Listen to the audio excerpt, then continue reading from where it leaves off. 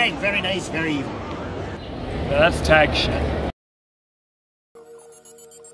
Free fall as I dive through the kaleidoscope in my mind. No rope up to climb. Gotta remind myself that I'm fine. Mama, I don't really want. What up, Tag Nation? It is 3/4 of the Fatal 4-Way of the IWC here to bring you a hot tag. And of course, y'all know what we're talking about. It just went down yesterday. We talking about good old War Games that was in Vancouver, BC. And I'm gonna keep that same energy, fellas. I'm gonna keep the same energy that I had when we discussed Full Gear. And yeah, I'm keeping that same energy. I'm keeping it. You know, I don't blame you. I don't blame you. One thing that I will say, because when you said War Games, you brought it up, and I was like, you know what? I miss Regal saying War Games. I do miss that as well. I'm on the same. They gave him an Instagram post of him saying it, but you know, that ain't good enough. It doesn't hit the same. It doesn't hit the same. You know who could probably say it? You know, outside of Rhea, because I know they do the obligatory thing with getting her to say it, but I think Nick Aldis might be able to pull it off. Oh wow. Oh, what's going on? We got stuff falling. You know what? That could potentially be a good substitute. Yeah. Oh, sorry for the ladies and gentlemen who are new to this. You have myself, ScooterRay, aka Scoot Games. You got the Forbidden Door down below, Juggernaut 097, and you got current tag prediction champ who's having, you know, some spooky shit happening over there. Mr. Lip Dizzle. Oh, sorry. He's tag prediction champ and the current holder of the tag in the bank. Mr. Lip Dizzle. But you know, he'll be back on whenever he figure out what poltergeist he got going on over there. But yeah, War Games. 5 matches. You had a War Games to start, a War Games to end, 3 championship matches that were sandwiched in between. And you know what? Let's go ahead and get to it. The first match was the Ladies War Games match. You had Team Rhea that consisted of Rhea Ripley, WWE, one half of the WWE Women's Tag Champs, Bianca Belair, Naomi, Io Sky, and Bayley, versus Team Liv Nia, which you had the Women's World Champion of Liv Morgan, Raquel Rodriguez, WWE Women's Champion, Nia Jax, current Money in the Bank holder Tiffany Stratton, and Candice LeRae. Now, this match, it was a little rough. It was a little rough. Yes. Just like the booking for this match was rough. This match was rough as well. It was rough. They had some spots that was rough. Yeah, but it did get better when everybody entered. But to give the order for the peeps out there, Bayley and Jax started for their teams. Then the faces had the advantage. Then you had Naomi, then Candice, then Belair, then Stratton, then Sky, Rodriguez, Ripley, and then Morgan. So those I gotta say one thing right here. So to be honest, I don't know if you guys feel the same way, but I feel like War Games now, it's kind of becoming the equivalent of what the Hell in a Cell pay-per-view used to be. Because to be honest, I feel like this year they just threw like there was like really no storyline here for like, I mean, it was like just all over the place for what they were doing with the women. I mean, the men's was like fantastically built up. We'll get to that in a little bit. But the women's here it's just like it was just like all over the place. I mean, they had the stuff with Liv and Rhea Ripley. They had the stuff with like Naomi and like Nia Jax and all that, and then Bianca Belair, and then you have Bayley in there. You know, who knows if she could trust Bianca Belair and all that. You got Tiffany Stratton in there. It's like it was just all over the place. Like it was just like you have a person in high school trying to make like a poster or something, and it's just a complete mess. You don't know where everything connects. That's what I felt like from this match. Well, I don't know if y'all fellas been keeping up with the weekly programs like this, but to be honest, Juggs, this match literally just came about 2 weeks ago. Like literally no build to this match. Literally, it was almost 2 weeks ago, and I was calling it because the way it was looking, I was like, "Nah, don't make this." Yep, they're making it into War Games. So, I mean, the booking behind it made sense because I get what they were trying to do. It did feel rushed. Don't get me wrong, but the pieces were there. However, when it comes to the build for it, the build for it didn't warrant a War Games match. Honestly, I believe that they really could have probably gone with the traditional Survivor Series match instead. Yeah, or I agree. Or go with a almost like a stadium stampede type thing, not necessarily the not the full on, just but like a 5-on-5. Just no holds barred. It's like going, like, especially for the women, if you're going to do it like that. But I think the idea of there needing to be both a men's and women's War Games doesn't make sense if it doesn't warrant it. Let's see, last year I believe was the Damage Control one with last year it was Damage Control versus against Becky and Charlotte, and I think Bianca was on the team as well. Yeah, hold on. I get y'all in 1 second. Y'all go ahead and talk. Yeah. So that made sense for the women's, and then the men's. It was Judgment Day versus Team Judgment Randy Day versus Cody and CM Punk. Yeah. So stuff like that. The women's was Judgment Day versus Shotzi, Becky, Charlotte, and Bianca. Okay. So yeah, stuff like that tends to make sense, but at the same time, I don't think it's necessary to always need to have a War Games, because I feel like now it's going to be a forced build. Now, however, it did tend to make sense, with Bloodline this year, Judgment Day last year, and then Bloodline the year before that. That stuff tends to make sense, but Survivor Series is a big 4 pay-per-view, so there's still that match itself is still a staple. So I don't see why we can't hold on to tradition to some extent and just allow that match to still live on. Or even the Raw versus SmackDown stuff. I mean, I think that could work out too. Well, some of the spots felt spotty. Like it felt like Up was setting up, like the whole EO and Tiffany Stratton thing. Like, granted, we love seeing EO diving off with the trash can on it. But it was set up so spotty. Like, there was spots that you could tell the miscues wasn't, queuing like they were supposed to. But hey, ultimately, it led with Rhea Ripley hitting a riptide off the top rope to Liv Morgan through a table to get the dub. And I'm gonna just put it out there, guys. I'm gonna just say it. This match only benefited Rhea Ripley. Yeah. This match really only benefited Rhea.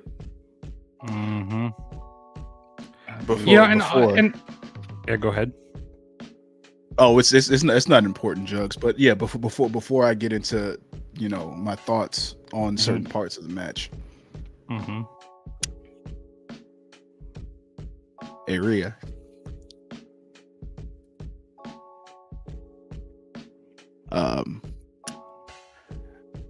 That top you was wearing.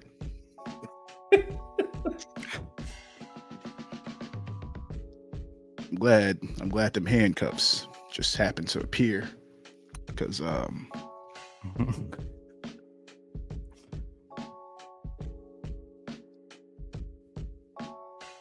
Dom and Buddy is messing up, man. Dom messing up. Not you in essence being sent to horny jail right now. You know what? I gotta say something. Jail right now.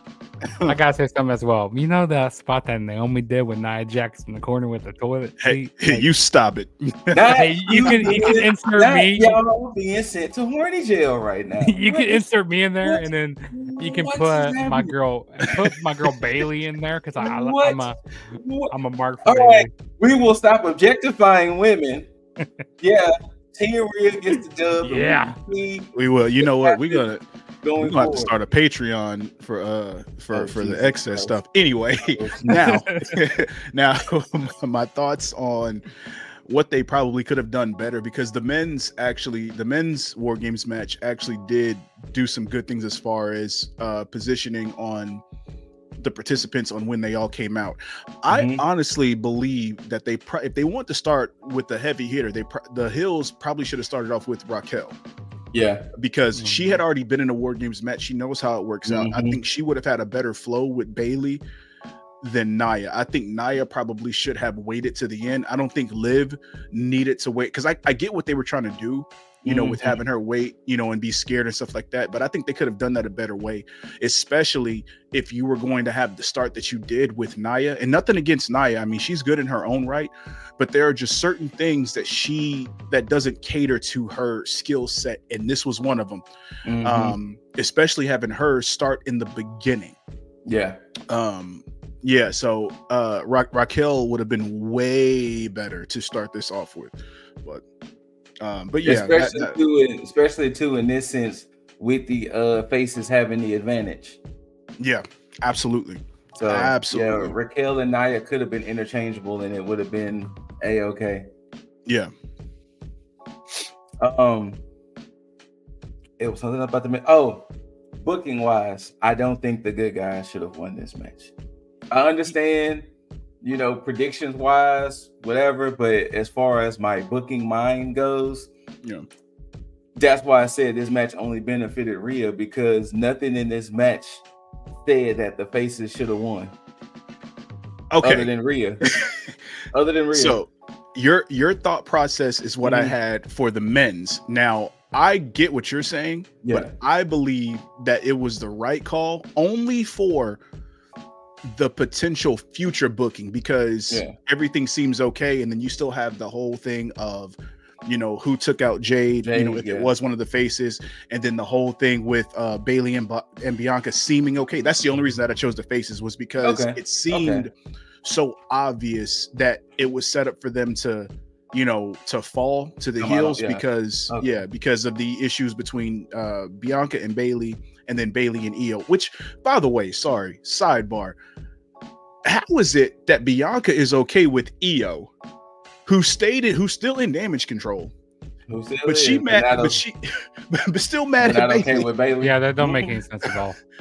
Because she accepted Io real quick. The Steiner math ain't adding up right now. It's not. Especially not only that, but she was still continuing to feud with Io when Io and Kyrie were going after the tag team titles. Yes, exactly. It just don't make any sense there. But yeah, the faces, once again, to show the image. Team Rhea consisted, of course, Rhea, Bianca, Naomi, Io, and Bayley. They get the dub. And then we are off to our next match, which also, I want to say one thing. Go. Before we move on to the next match. You know, in every War Games match, the faces have won every single match. Like as for the women go, which is interesting to think about. Because going back to the NXT ones, yeah, the faces won there, and then going to the main roster ones, all the faces won there. I learned that last night. So yeah. Interesting. Yeah, because one of the most egregious War Games was that one where it was just Rhea and Candice, and they ended up winning. It was like, how did they win 4-on-2? But you know, that was egregious. Was that the first match? Was that the first NXT? No, that was the second. That was the second. Yeah, that was the second women's War Games. Yeah. Now the next match, when I tell y'all, I was happy to be wrong. For the United States Championship, you got LA Knight, versus Shinsuke Nakamura. And boy, oh boy, Shinsuke's presentation has been amazing. The 2 weeks he has been back, the presentation they have been giving Shin is amazing. They gave him a badass entrance on this show. And when I tell y'all, I was ecstatic to be wrong with predicting. I was ecstatic. Because, yeah, justice for Nakamura. You know, I'm happy they took the title off of LA Knight. Because to be honest, up to this point, LA Knight really hasn't done much for the title. And it's not completely on him. It's more on like the way they've been booking him. I mean, I can see that. Really, the only one of the greatest matches he had during his whole whole run was when he beat Logan Paul at SummerSlam. Well, that was when he won the title. This And is everything the problem. else. Go ahead. This is the problem with LaKnight, as Dizzle like to call him. LaKnight is on a show with too many superstars. Think about it. You got the Cody Rhodes and his drama. You got the Bloodline and they stuff, and then you got him. And you throw him right in the middle, and then he just gets lost in the shuffle.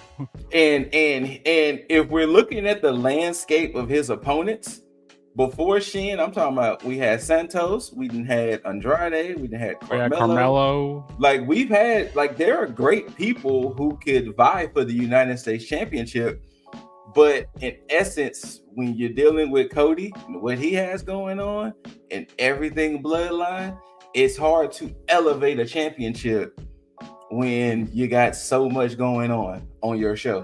And there really hasn't been a whole lot of stories to some of these matches. I mean, it's been like, and that too. They've been good matches here on these pay-per-views. I mean, that's really all it's been. And shout outs to Michael Cole for fixing LA Knight's faux pas of him dropping the title. When he got to the ring, Michael Cole was like, "Hey, Shinsuke got him shook. He's in his head." And I was like, "See, that's why Michael Cole. That's why they pay you the big bucks. That's why they pay you the big bucks." Well, go ahead, Dizzle. What you got? What you got for it? I'm a little conflicted, because I'm glad that Nakamura got the dub for sure. Because it's deserved, because they've been scrubbing him like crazy. It does seem a bit sudden, but I understand the booking behind it because they want to make Nakamura seem like a legit threat, which is fine. However, if you were going to pull the trigger on having LaKnight drop the title, you were better off having him drop it, I would say, to either Melo or Andrade, but I'm leaning more towards Melo, mainly because there's more of a story for Melo and Andrade to feud for that title with other people in fresh matches. And I'm only saying that because I'm really upset with how they decided to have LaKnight once again feud with why is his name eluding me right now? Legado. Oh, Santos Escobar. Because as many times as they've gone back and forth and how they've feuded, they just automatically just slotted him into have a US championship match, on SmackDown yet again, and it made everything seem more dull. And I think that was the issue with his title reign, is that he had already gone up against a lot of these guys consistently throughout the process of when Reigns was on top. And now this is a good thing, if they do it right, because you can easily slot him into the world title picture now. If one of two things happens: one, Cody drops that title to Kevin Owens. Cody needs to drop that title. Justice for KO. KO's the face in this feud. Or Cody turns heel, which I am a huge advocate for. Cody turning heel? Yes. Yeah, now I don't think they're gonna do it this way, but if they did the same thing that he did on the Indies when he did the whole kiss the ring thing in ROH, that was a fantastic heel turn for him. And I think it would work, but at the same time, he's like John Cena face level in WWE. So the only course of action at this point is to have him drop the title to KO, and then have Knight feud with KO down the line, and maybe take the title off of Owens. But even then, that's still, who knows how to book that. I don't know. I don't think Cody's not dropping that belt until Mania. If I'm truly being honest, I don't think it's gonna happen until Mania. I kind of agree with that. I'm just putting it out there. Like, I understand how we feeling, I don't think it's gonna happen until Mania, to be perfectly honest with y'all. But I think the issue is, once again, like I mentioned, you got bloodline stuff and you got Cody stuff. And like you said, they kept giving LaKnight repeat people. And it was like, okay, it was cool when he was feuding with these people to get the belt. Now that he has the belt, he's still feuding with some of these people. And it's just like, So it did kind of work against him, though, you know, him being champion wasn't bad. It just, you know, kind of worked against him.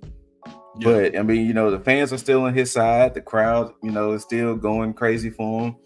But this would be a great restart and reset to everything. But all I'm saying is also too the sequence in which Shin won, slamming him on that metal part of the ring.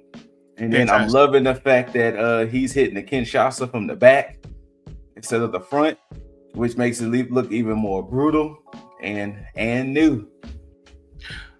United States champion Shinsuke Nakamura.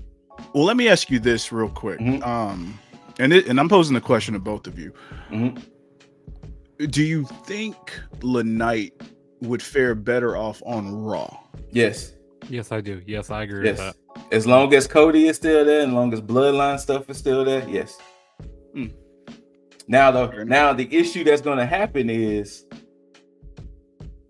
he'll be fine on Raw. He'll be fine. Because I was thinking about him competing with Jay, but that ain't gonna stop shit. That ain't gonna stop. I mean, hell, we saw a Survivor Series last night. That ain't stopping shit. Jay Uso is over. Yeah, I feel like Jay Uso could be. Uso is over. I feel like he could be potential to win the Rumble next year, like the way everything is going. The only roadblock, you know, no pun intended, is, you know, Mr. You Can't See Me. But other than that, I can see that too. Yeah, with Shinsuke Nakamura, you know, like I'm happy he took the title from LA Knight here. Like I had a feeling because like you know with WWE track record with Shinsuke, you know, with booking him, I was kind of scared because like that's why I was going with LA Knight last night. I was gonna go with Knight and then the rematch, and then Shin was gonna take it. That's what I was thinking. And I'm feeling that they're going to have I feel like they're going to start hot potatoing this belt, which I don't want to see that because I feel like they might have a rematch at what is it, Saturday Night's Main Event maybe? Or maybe like that's their last event of the year. You know, to be honest, I wish they would have gave this match a little bit more build because I kind of hate how they rushed it. You know, for like a little 2-week build. You know, they had him return and like you know attack LA Knight, and then they had him do his like whole promo the week after, and then. You know, then they did all the mist this week on SmackDown. I kind of wish they would have gave it more build. What's up? Yes.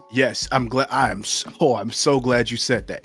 Okay, so the promos he was doing when he was feuding with Rollins,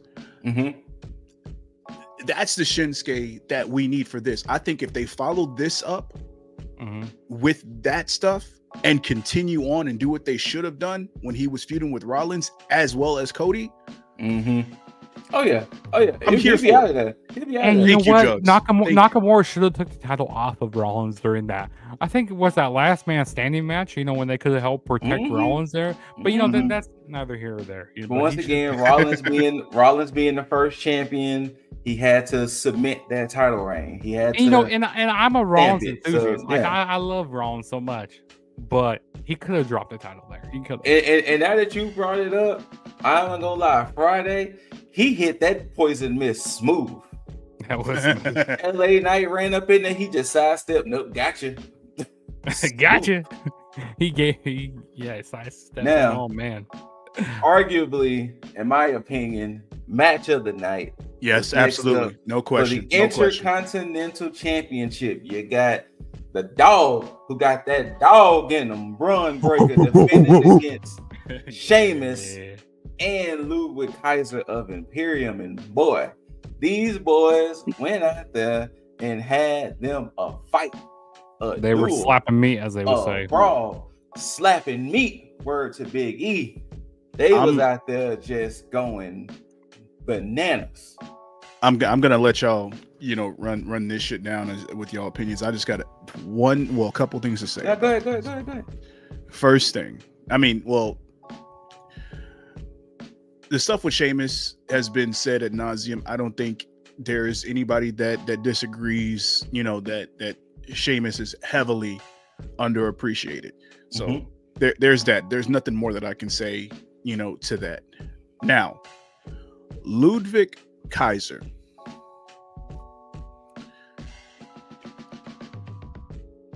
They need to continue to do what they're doing with him, because I can see him as a major heel, whether it be upper mid card or even, world title picture. But with the way that they're pushing him and the way that he's been going, shout out to Gunther, because I'm pretty sure he got something to do with it. But yeah, like he's been a superstar in his own right. Now, Bron Breakker. How I was wrong about him with NXT 2.0. Well, he got on. Let me interrupt you. You were wrong because they Roman Reigns him. Fair. It was like NXT 2.0 just started. Bam, here's Bron Breakker. Bam, he's in the main event for the championship. Wait a minute, we don't even know who he is yet. You're right. But when they got time to let Bron cook, Bron cooked. And I will say this: Bron is somebody who is special. It's almost like the LA Knight effect, but it's better, because he is so naturally, organically over. Yes, because it's very rare for somebody to get the tweener energy where you want to push somebody as a heel, but they still root for him. It is very difficult for somebody to get over in that lane, and he has it. And I'm so glad that he can go, and that he can, that he's checking off boxes. It may not be perfect, but he's checking off boxes in the right way, and they're pushing him at a pace that's unlike how they did in NXT, but it's perfect for them here. So the match itself, I don't have anything to say, but yeah, y'all take it. Y'all can go back and watch our, F that spot video. I'm only gonna allow that man to run at me full speed for the fans. Yo, I like that spot where he came out of nowhere, just hit him with that shoulder. That man, and the fact that you can see the legit speed he is running. I'm only doing it for the fans. You know what I'm only doing for the fans? You know when Bron Breakker does that, he does that like clothesline, like over the table. That man is. Yeah, they both going over the table. Yeah, that's for the fans as well. That's for the fans. Jesus Christ, Bronson is just that man is special. I'll throw it out there. The only reason why I went for Big Sheamus, it's a triple threat style. Sheamus still needs to get it for his Grand Slam. I thought they was gonna let him go ahead and get it. I was okay to be wrong on this one too, because I am enjoying Bron as champ. But yeah, the only thing that I kind of don't like about this match is that Sheamus took the pinfall here. I wish it was Ludwig Kaiser that would took the pinfall, because maybe he could spiral more, and he could protecting him.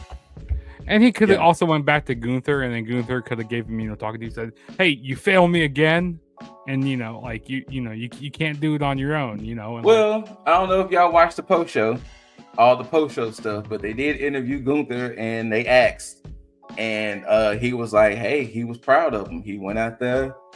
I mean, of course, now this could all be a show, this could all be farce, but Gunther was like, he was proud of Ludwig. He went out there, he fought like a warrior, he fought like a champion. It didn't go his way, but he didn't make himself look bad. He didn't embarrass himself, in essence. So I'm happy they're protecting him, but I just wish Sheamus only took the pinfall, because like really, who's next for Bron Breakker? It's like, they can figure it out. Because in WWE land, Ludwig can say, hey, you didn't beat me one-on-one. Sheamus can technically say, hey, you didn't beat me one-on-one. You know, so I mean, hell, look at the logistics of the match. Sheamus had it won had it not been for Ludwig pulling out the ref. Pulling out the ref, yeah. You know what I'm saying? So, you know, there's always some things that they can go about to do. And then, you know, especially with everything coming up, they'll find somebody for Bron. Hell, maybe even Jey Uso might come back and be like, hey, say big dog. I ain't forget that you took my belt off me. I ain't forget. You know what I'm saying? So they can always run back Jey Uso and Bron just to, you know, book in that storyline. But yeah, Bronson's gonna be a problem. I can 1000%. If I think the only thing that's going to mess up Ron Breaker, a major injury, or he's one of them people who wants to get on social media and say dumb shit. Oh no, you said it. I mean, you were saying it wrong, but you said it right because you said Bronson for Braun. Oh yeah, you're right. But Braun, give me a feud with Breaker and Bronson.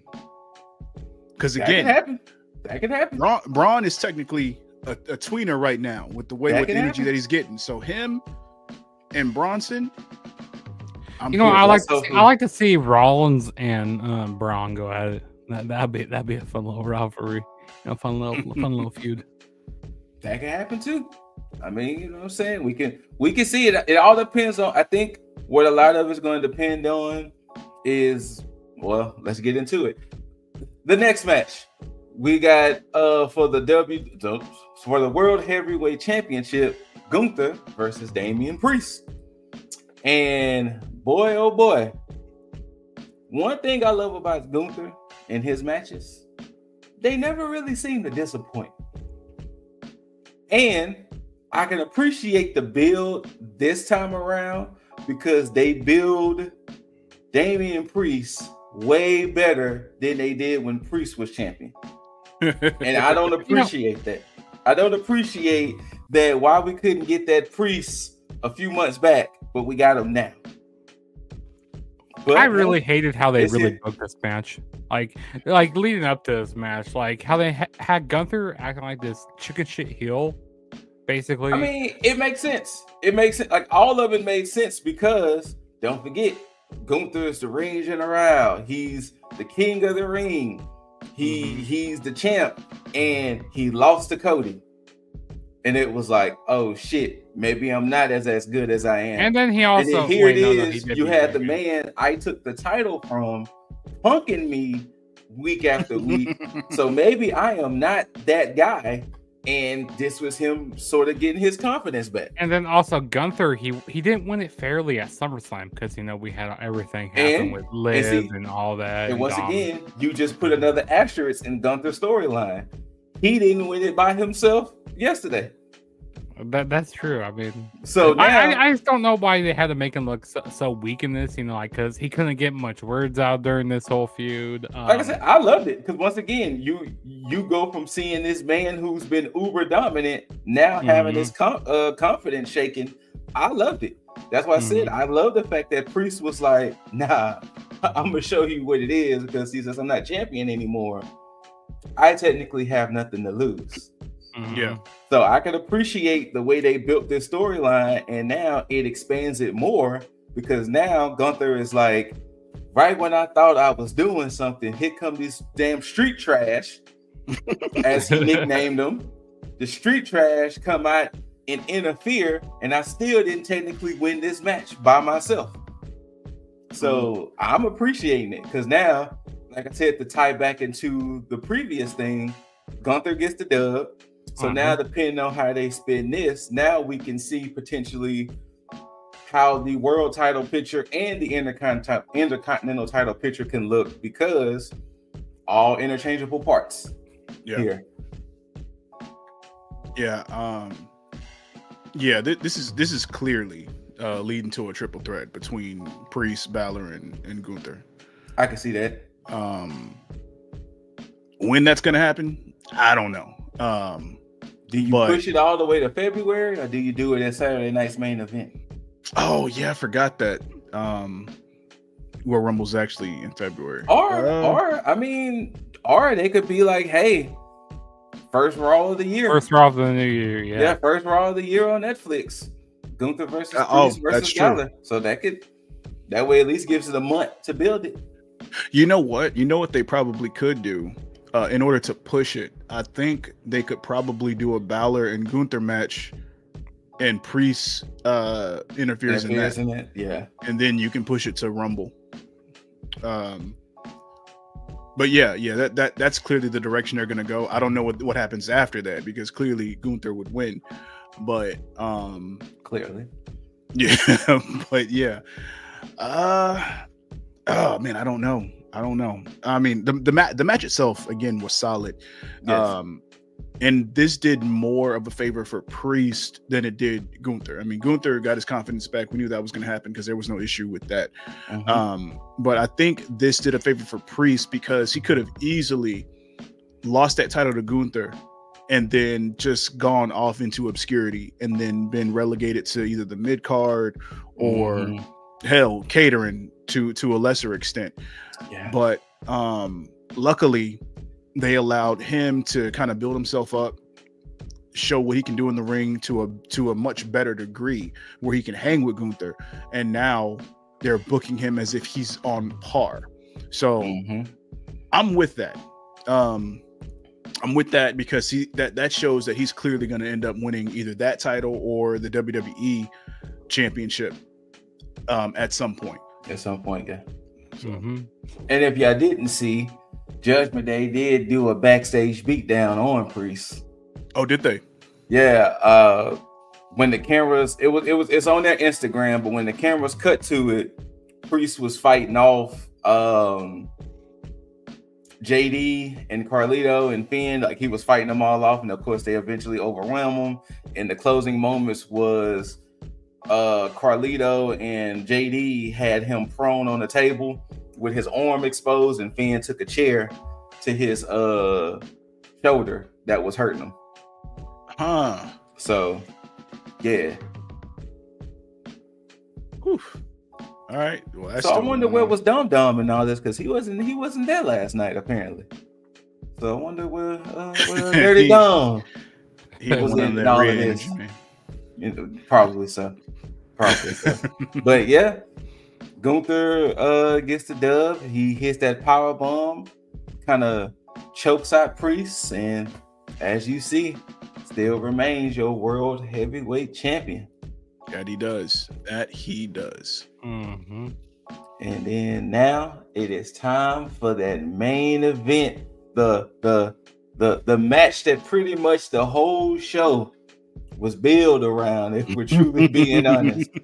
And we have the men's war game match of Roman Reigns, CM Punk, Jimmy and Jey Uso, and Sammy Uso versus the Bloodline. Yep, I'm calling them the Bloodline of Solo Sikoa, Jacob Fatu, Bronson Reed, Tama Tonga, and Tonga Loa. And boy, oh boy, did this match have all of the theme, all of the energy, all of the aura, everything. Because the one thing, when it first happened, I was like, Ashley, watch this. Bloodline music hits, all of them come out together, unified front. And I was like, I tell you, none of them gonna come out together. None of the other team is gonna come out together. And lo and behold, everybody, one by one. And I just love the fact of the whole Roman Reigns and you just not knowing, how he's feeling about things. You got CM Punk starting shit with the Bloodline before the match even starts. And then you got goddamn Tama Tonga climbing the whole, like he's Spider Monkey in the whole goddamn. Yeah, that was funny. I and gotta then, check that. lo and behold, you had everybody come out. And then you had main event Jey Uso in your city. And oh my God. Let us use our time machine that we don't have, and let's Did we truly think 10 or so years ago would we ever see this to be a sight where Jimmy RJ would be as just over and just Jesus Christ? It is a crazy thing to see, especially if you're a longtime wrestling fan, to see how the Usos were treated, to how they started to get their respect, and to just see Jay today. And it was like they legitimately love this man. This is not no farce. This is not no fake. This is like this crowd goes stupid for Jey Uso. You know what? Last year when I went to Survivor Series War Games, I didn't know how really over Jey Uso was until I was there, and everybody was yeeting, skeeting everywhere, and like they were just busting their loads for Jey Uso. Man, that's what yeeting is. And this year he's having him come out last. I thought Roman or CM Punk would come out last, but no, they made Jay come out last. So because he was starting too. When I realized he was going to be the one starting, I was like, it makes sense for him to come out last and come out through the crowd like that. Like, he's just so over. Like, that's why I think he could be one of the potential, like, someone who could be potentially to win the Rumble next year. Because not only that, because like it's crazy because then you see somebody like Roman who has that aura and fanfare, then it was like, nah, Jay still got to come out. It was like, nah, Jay still got to come out. And before we get into I want to mention about like how they had like their intros, with everybody talking like an NFL type of yeah. I thought that was funny. And then like I think it was the funniest one I saw was Tama Tonga. He was like university. Doctor. Yeah. Like I don't know why. I'm telling you, one of the best characters in WWE today. I don't care what anybody says. That damn Jacob. I love you, Solo. I love you, Solo. No, Jacob Fatu, Samoan werewolf. I love you, Solo. I need a girl to present their love to me like Jacob Fatu presents it to Solo Sikoa. Hold on. Before we get into anything else, just get into it. Tama Tonga, Jey Uso started. The bloodline had the advantage. Bronson Reed was next, then Jimmy, then Jacob, then Zayn, Tonga Loa, then Punk, then Solo, then Reigns. Go ahead, Dizzle. I think it's all credit to either Roman or Heyman, or Roman and Heyman, because when this whole tribal chief stuff started, it was part of the storyline where they kept saying main event Jay. Yep. And I think it's all credit to the beginning of all that. Now Jimmy, of course, didn't get too much of the rub from that. He still can, of course, but remember he had that broke ankle. That's true.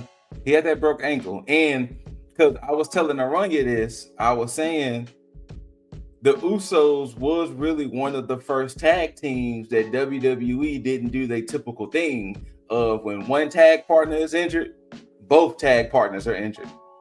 Yeah. And they needed something to start off that Roman tribal chief thing. So it was like, shit, Jimmy is out. Get Jay to do it. Yeah. Get Jay to do it. And that in itself was perfect. And it worked out with them, with how the storyline went, and then him, getting with Cody, and then moving on to Raw and having him be his own man, which was perfect. And then putting the IC title on him, even better. I hate that he had to lose it in the way that he did. Right. But that goes to show that there's more there. And I think, now I don't know if they'll let him win the Rumble, but I think Juggs is on the right path to saying that, there is room, that there is room for him to move into a certain lane and go as far as he possibly can. So we'll see. But and I don't know if you noticed too, this is the first tag team of twins that they actually let the twins have their own individuality. Absolutely. You look at the Bashams, the Bellas, all of them. Well, the Bellas ended up.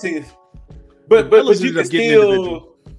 They started looking individual only attire wise, but you can. Well, that's only because of Nikki, because Brie was awful.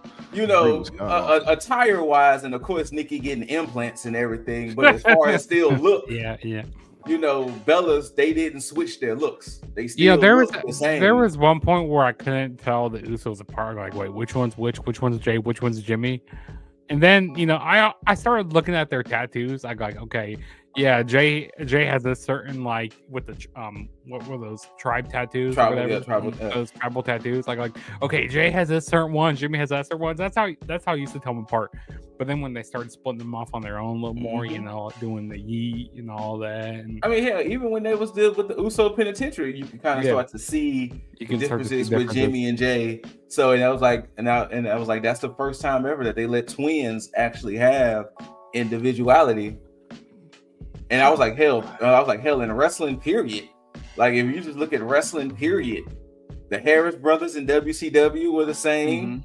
Hell, the Renegade twins, like, period. This is the first set of twins that kind of had their own individuality in wrestling. So it was like, good on them. But all right, so let's get into it, guys. Let's get into it. War Games. It got good. It got good. There was still some parts where it was a little, but see, the poltergeist. See, he has a whole poltergeist, and I saw it that time. He has a whole poltergeist in his room right now. You know what? I'm just gonna leave it as is. You know, I'm not even gonna. I don't even know what keeps fault. What was that? What was that time? No, it's the same thing. It's my ring light. Oh. Clearly, I'm not meant to have my ring light. So clearly, apparently they don't want you to be great. They don't. I get it. It's fine. We not even gonna rock it like that. I hope Bronson Reed's ankle is okay. Wait, his ankle was messed up? Somebody showed the footage. He kind of came down on his ankle when he did that tsunami. Off the top, tsunami. Yeah, he kind of came, like somebody zoomed in and showed it. He kind of came down on his ankle. So, and you know, Jacob took that spill, but Jacob is like, fuck it. Yeah, my love for Solo is gonna get me through this. Like, oh yeah, the way when Jimmy, it was Jimmy who did the splash off the top, the Uso splash. Apparently Jimmy broke his toe. Really? Yeah, he pulled that Cody Rhodes. Yeah, at the press conference, Jay said Jimmy broke his toe. Yeah, but when Jimmy did that splash off the top and did it on Jacob, and then Jacob went the way he was telling it afterwards, like it looked like he was kind of like having like a seizure or something. Like Jacob was telling he pulled the Devon. Yeah. I used to love seeing Devon convulsing out of the floor. And then also when Jacob did that moonsault and then Punk moved out of the way, like it looks like they were kind of set up like an injury for Jacob there, which that was great. He was great at selling. He did great selling. That man is built really differently. Yeah. Jacob is legitimately built differently. Like, I would be the first to say I wasn't 100% familiar with Jacob. Like, I would see his highlights, I would see things here and there, but like truly seeing the fact that he's keeping that same energy on the big stage, you got to give credit to Jacob. You got to. Oh, absolutely. And I'm glad that WWE themselves are memeing the whole "I love you" Solo stuff, because that is comedic gold to me. All right, so booking wise, there was no reason the good guys should have won this. I don't care. Absolutely. I don't care. There was nothing you could have told me that would have. I think Juggs, you picked the OG bloodline, right?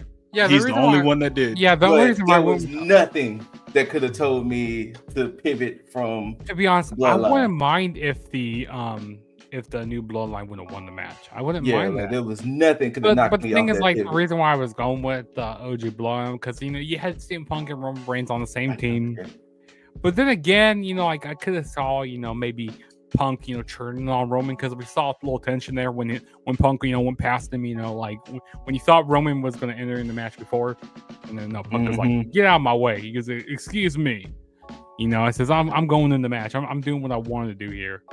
Or who knows? I could have saw maybe there could have been some interference in the match. Maybe Rollins could have got involved. I wish they would have showed like Rollins backstage or something. Maybe being like upset, like that. Rollins was like, "Hey, I didn't want to get involved in this." That's true, but he told him. Yeah, that's true. But still seeing Punk there in that spot. They could like show a little. So being a little put a pin with that one, and let Dizzle get his bars off. But put a pin in that one. Yeah. The only problem that I have, there's a lot of problems that I have with them winning, but the major problem that I have with them winning is that Roman doesn't deserve to have this win yet. I agree. Because I see that. They with everything, and that's why I'm glad that they're keeping it with how Rollins is treating everything. That's one of the only well booked things with that and the Heyman stuff is the only well booked things within this whole program, because Roman did a lot to a lot of people, and there's no way that there should be this much cohesion with OG Bloodline. Especially to top that point, that brings back your point with the whole Bianca, Io and Bailey situation. How the fuck is Bianca so cool with Io? With Io was standing just side by side with Bailey during all of this and continued to feud. Roman was doing worse. Yes. Hence what Juggs was saying earlier. KO is 1,000% correct. This man was trying to end me. Him and his whole fucking family was trying to end me for the better part of 3 years, and you stood next to him like nothing. Yes. And you're right. There are so many people. Jimmy should be the only one who should have been on Roman's side, while Jay should have still been kind of like, I'm only doing it for Jimmy. Sammy should have been like, I'm only doing it for Jay. Right. And then Punk like, I'm only doing it for Heyman. Yeah. Yeah. Which again is fine, but at the same time, they should not have that same level of cohesion as the new bloodline is. They should have not at all. And I get it. I get the fact that, okay, yeah, you got Punk there, cool. He's, him and Roman, superpowers, no problem. But if this is the way that they're going to book the shit, and The Rock is the one that's pulling the strings behind the scenes, you're telling me that you have Lance and Hawaii signed. You're telling me you have Hikuleo signed. You're telling me that there's nothing that you could have done to make it so that way the Hills would have won or had some type of upper hand over anything. Perfectly honest with you, the Hills shouldn't have needed Lance or Hikuleo. They should have just won. Because they had Bronson. And like you said, justice for Bronson. When you have Bronson, Reed, and Jacob Fatu on the same team, that's a layup. That's a layup.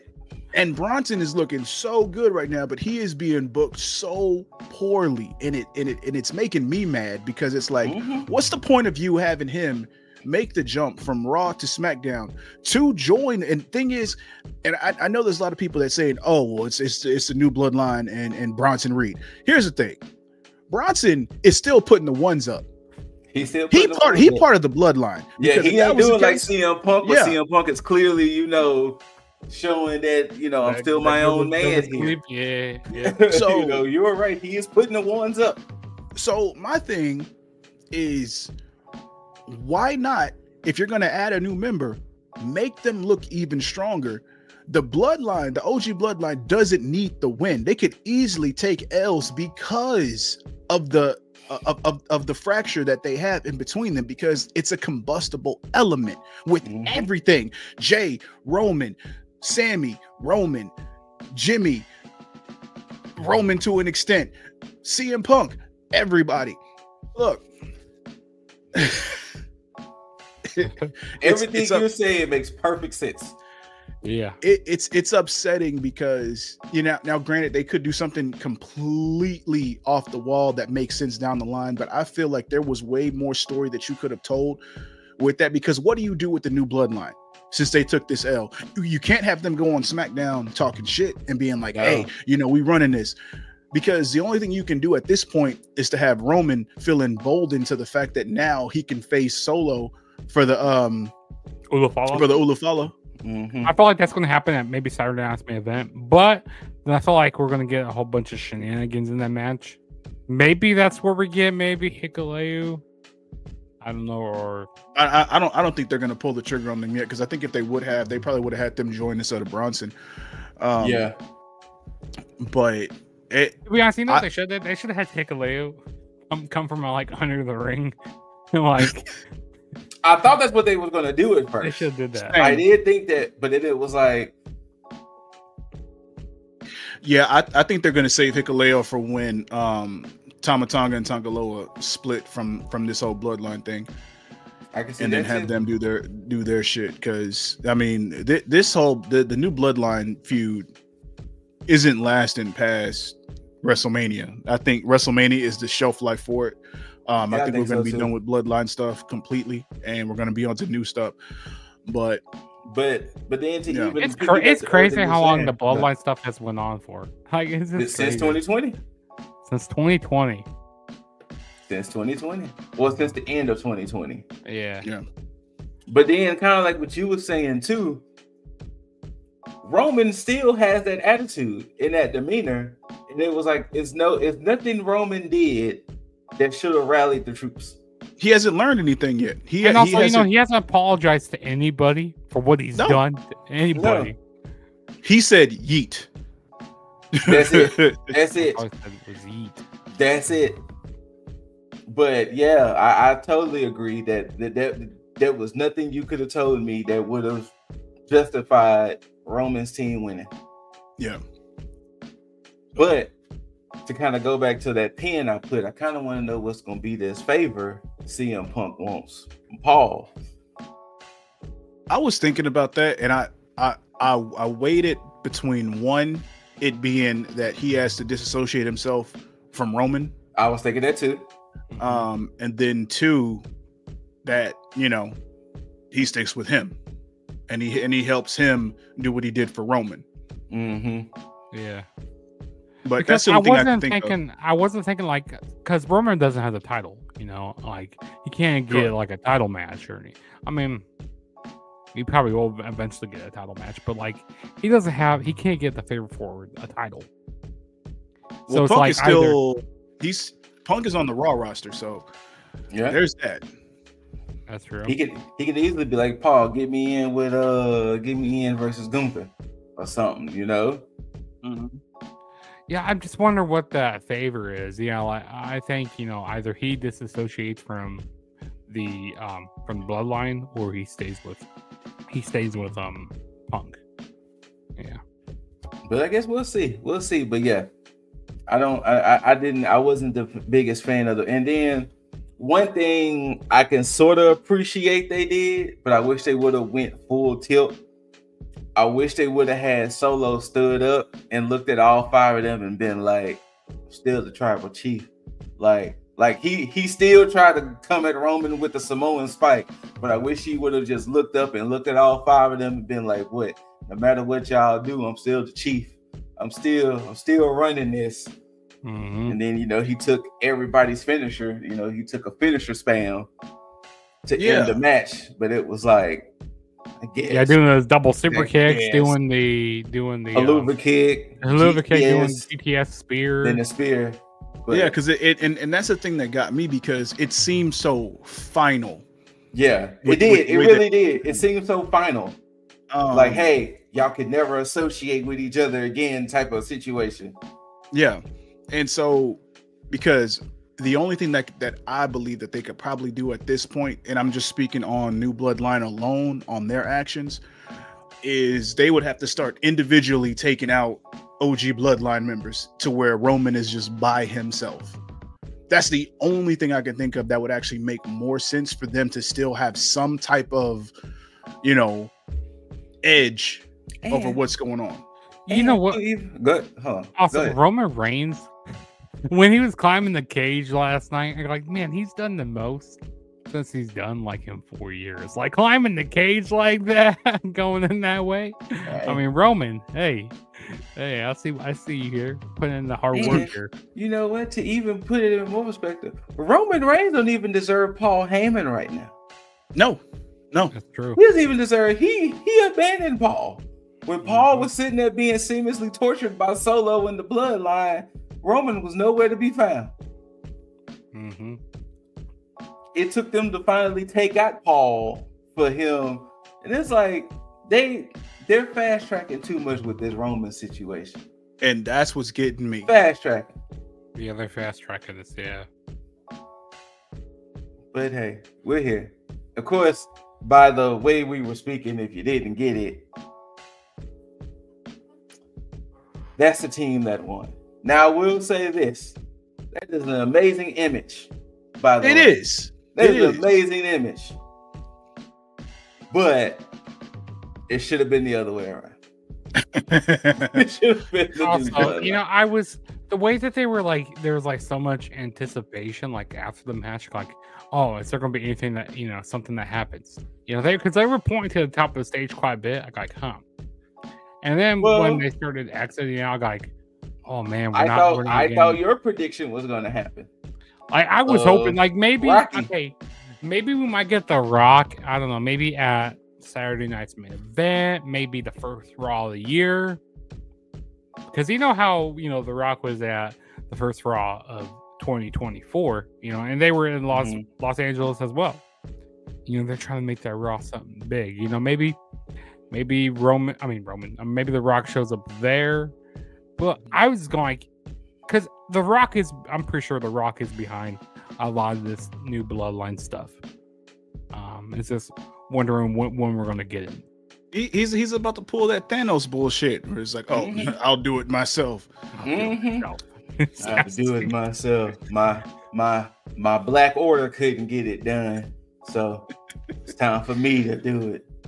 It's ridiculous, man. But hey, overall, personally speaking, I know, like I said, I'm keeping the same energy. Overall, personally speaking, same thing with Full Gear. It's in the middle. This isn't gonna be a pay-per-view that I'm gonna be like remembering like that. Yeah. It was enjoyable to watch. It wasn't like a boring 3 hours or anything. It was enjoyable to watch. Shout out to that triple threat match, because once again, match of the night. Yeah. So I don't want y'all to think that, you know, we sitting here caping for WWE, but in essence we kind of shit on Full Gear. Full Gear deserved. Yeah, Tony Khan, he needs to figure out what he's doing with that company right now. Oh my God. Jack Perry, lucky I didn't go further in. But we ain't talking about. But we ain't. Shut up. We ain't talking about Full. We ain't talking about Full Gear. Jack Perry, you better be a good boy by the time World's End come around, because you will get the same wrath. But Survivor Series overall, like I said, I give it a solid B-, maybe a C+. B-, it's in the area. It was 7 or 8. You know, if we round up in there. This is gonna sound the way it's gonna sound, but with this being the final PLE of the year, it should have been better. Yeah, should have been better. I like last year's. I mean, you know, kind of being biased, but I like last year's War Games. I mean, that makes sense. I mean, you had Randy coming back. You had CM Punk. You had a lot going on at last year's Survivor Series, so that makes sense. Whether you were in the building or watching it, it makes sense. Because from a fan standpoint, it's November 30th. Y'all are not back on pay-per-view to February 1st. Yep. Yeah. So that means there's either going to be a lot of TV stuff that's going to happen. And of course, now we're about to get into Rumble building. And so far with Saturday night's main event, all we have is the finals to the Women's United States Championship. It better be Chelsea Green. And we have Cody versus KO.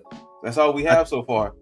I think they might end up fast tracking the women's Intercontinental Championship shit. And I was thinking that too. I was thinking that too. You know, I feel like the they should do the women's finals maybe like at the first Raw of the year. I mean, that could be that they might do that's that. That's probably exactly what they're gonna do, Juggs. The first Raw of the year, or you know, like they might make it. Because how many weeks are we away from Saturday Night's main event? Like 2 weeks. Like 2 weeks. They can't really do a tournament in like 2 weeks unless they do like a. Yeah, you're right. Yeah. Especially if they're doing it the same way that they're doing the women's US championship. Also, tournament. I'm not a fan of them having 2 women's mid card belts. Like I'd rather only because of the brand split. Only because of that. I'd rather have them titles just float back from Raw. Well, this is the problem. And this is one of our upcoming videos that we are yet to do. We see what happens when championships float between shows. They tend to be a little cursed. Because that women's tag team championship, although it's needed, it's cursed. So it is very much justified to let SmackDown have the US and let Raw have Intercontinental. You know, I saw something online that was saying, I don't know who said this, but they were saying, oh, you know, maybe they need 2 sets of the women's tag team belts. I go, like, are you crazy? No, they already had 2 sets, and now they're gone. Yeah, now they're gone. Because NXT had it, and then so what they're probably gonna do, I think they might be bringing back Evolution. It's needed. I need to really come back. Yeah, on all women's pay per view, and it'll be a more fleshed out pay per view. They look like a glorified house show. Yeah, like it did last time. Because having the women's tag, having the now individual singles titles, having 2 sets of women's world titles. Now, granted, they could have done without it because they could have just used the NXT women, but that's a conversation for another day. But yeah, WWE, I fucks with y'all heavy. Do not, and I repeat, do not give that belt to Raquel Rodriguez just because she's with Liv Morgan and have both of them as champion. I'm not saying Raquel doesn't deserve it or anything, but don't do that. Don't do that. It's not needed. It's not needed. I promise you. Raquel can win it down the line, or hell, she can even win the women's championship down the line. Don't just give that belt to Raquel because she's aligned with Liv and Liv is champion and you want them to both have championships. Don't do that. Yeah. Don't do that. I don't know who on Raw should win the Intercontinental Championship at this moment, but don't just fast track it. Please. Very true. Very true. Don't do that. But yeah. If nothing else, Survivor Series is in the books. We're on to the next one, which is a deadline. But like we always say, whether you loved it, hate it, don't forget to rate it, thumbs up, thumbs down. Leave all your comments, questions, concerns down below, whether you agree or disagree with us on how we felt about the show, how we could have worded things differently, what you would have done if you were booking this show. Go ahead and leave it all down there. Make sure to tag that like button. Tag that like button. Tag the notification bell so that way you get updated and notified on anything that we drop at any point in time. And make sure, most importantly, that you tag that subscribe button. But as I warm up the hand from my bro, so that way we can go ahead and get that nice too sweet going with the good bada bada bada bada bada bada bada bada bada bada bada bada bada bada bada bam. And as we sign off, as always, until you see these handsome faces and hear these immaculate voices, we bid you all adieu. And until next time, you beautiful, beautiful, beautiful, beautiful mother effers, tag the fucketh out. I love my truck. Dollars make a way to make a change. Gotta be insane to make them same mistakes again. So I'm switching lane to lane. Pray the curb don't scrape.